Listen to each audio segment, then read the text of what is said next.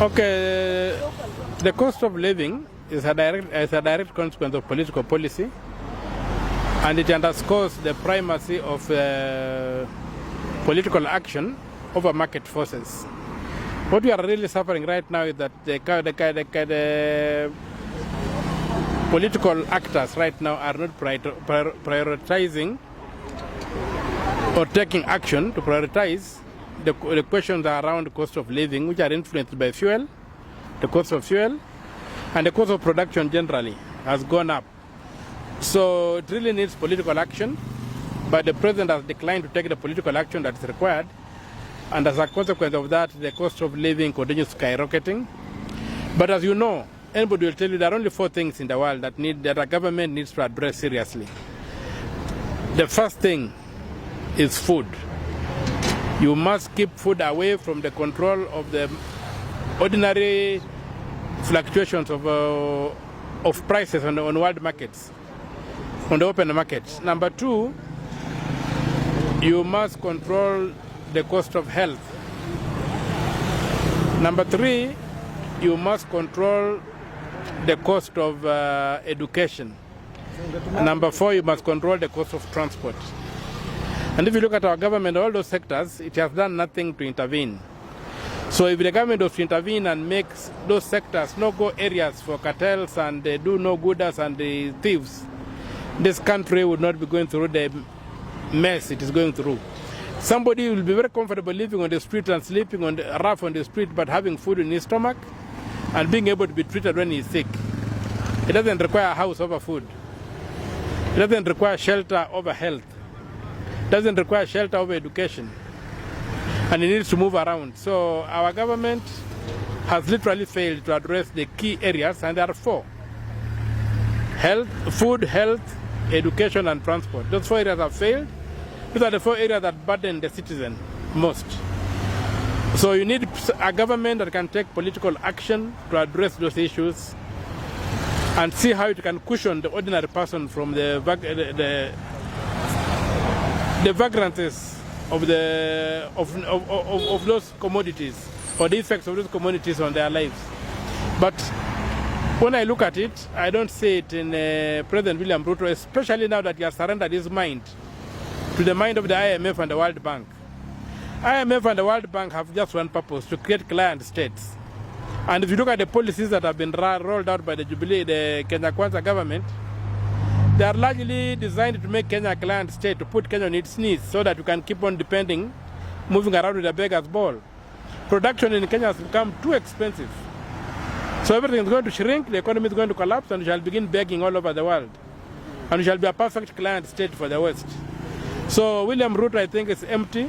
His head is empty in terms of what are the existential threats that face the black people, that face Africans. He swallowed the issues of the white man, the way they are packaged. He doesn't understand crony capitalism, how it works. So he has now become an agent of the West to destroy an African state.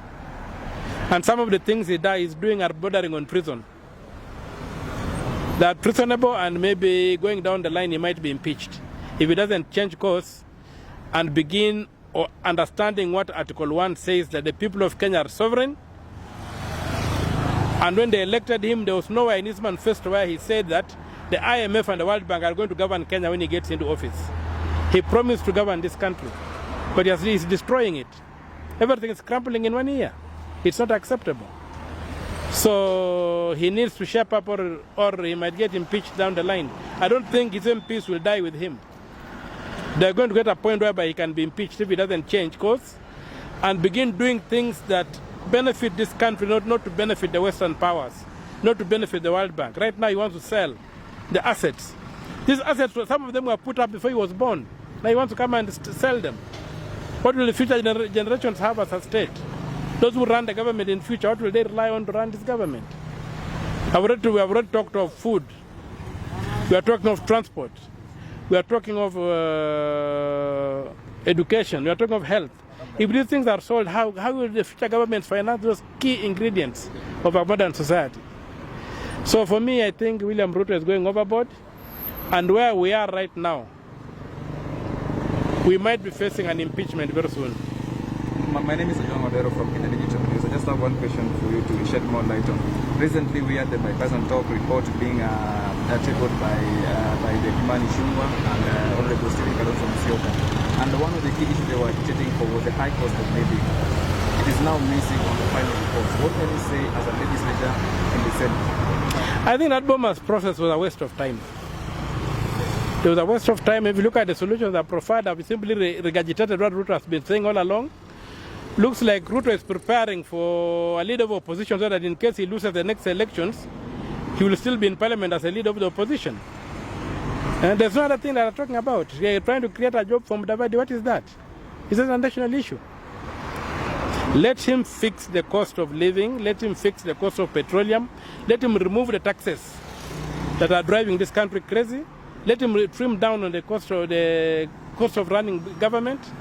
And the people will thrive. Let them allow people to produce. But as I've said, what he's doing is going to lead to an impeachment.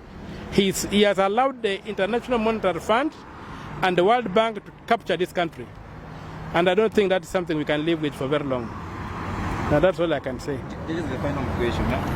Do you see a possibility of the official opposition leader in the country, Raila Odinga, maybe coming up with a solution to end electoral investitures in the Republic of Kenya? Because what we saw in 2022, some Kenyans were saying maybe President Ruto rigged to become the President of the Republic of Kenya. Do you see a possibility of Ruto and Raila ending electoral investitures in Kenya? I don't see that. The only people who could end that was the Supreme Court, but the Supreme Court has sold its soul. Look at what they've done to the electoral system. They even manufactured something called spoiled ballots. When the Constitution does not allow for spoiled ballots because the Constitution anticipates a digital election, not a manual election. Yes. Let us go digital. Let us go the Brazilian way and we shall resolve all these things. Anybody who wins will be known automatically. Anybody who loses will be known automatically. But the Supreme Court went to bed with those who don't want a digital election in this country. And that's why the mess is. It's not Raila to fix.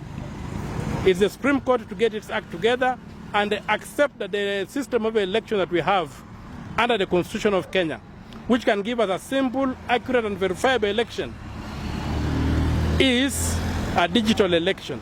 And verifiable by who? Verifiable by the voter. I want to be able to vote. I'm given a serial number. When I go home, I go out to the computer, to the website of the IBC. I can trace my vote and know that it went to the candidate I voted for. That's the level of verifiability we need. Not all this nonsense the Supreme Court has been putting us through. It has totally messed up the Constitution, and the problem is the Supreme Court, not Raila. Thank you. Just before you go, many Kenyans have been blaming both the senators and members of parliament, especially during the finance bill before it became a finance act. Some of them are saying, where were you when this thing was being passed? What can you say about First of all, the Finance Act does not come to the Senate. Yes. Because of the machinations Uhuru had with in the last government and the kind of senators we had, they agreed that the budget will not be done in the Senate, it will only be done by the National Assembly. It is something we are fighting to change. But then when you go to the National Assembly, there's something they call the budget office. The budget is brought, it's dumped there, taken to the budget office where all manner of things are traded. And then the assembly simply votes on the report of the budget committee. They don't interrogate the budget. And there's a lot of budgetary corruption that is destroying this country, that we need to focus going forward on Chapter 12 and see to it that public finances are controlled by the people of Kenya. Right now, even if you look at the structure of the Treasury, the Treasury under Article 225 Clause 1 is supposed to be independent. But the Treasury we have right now is headed by a Minister for Finance, a PS of Finance appointed by the President, which means the President controls the money of this country, when the Constitution does not give him any of those powers. That's why those are the kind of problems we have. We have to go back to the design of the country and make sure we get the design correct. Otherwise, everything will collapse. Thank you so much. Okay.